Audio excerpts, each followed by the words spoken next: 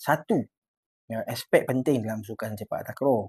Not sepak takraw lah, sukan sebenarnya.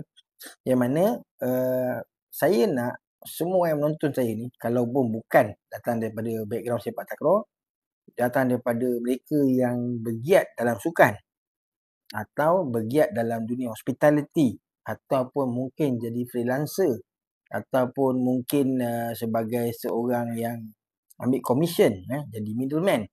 Saya kongsikan kepada anda perkara ini sebab saya nak kita merebut peluang untuk 2026 ini, sebab 2026 ini adalah tahun melawat Malaysia. Jadi ini aspek yang ramai orang terlepas pandang. Sebab dalam sukan ni ramai orang yang bercita-cita nak jadi atlet, jurulatih ataupun pemilik pasukan. Sedangkan industri sukan ni lebih besar daripada itu.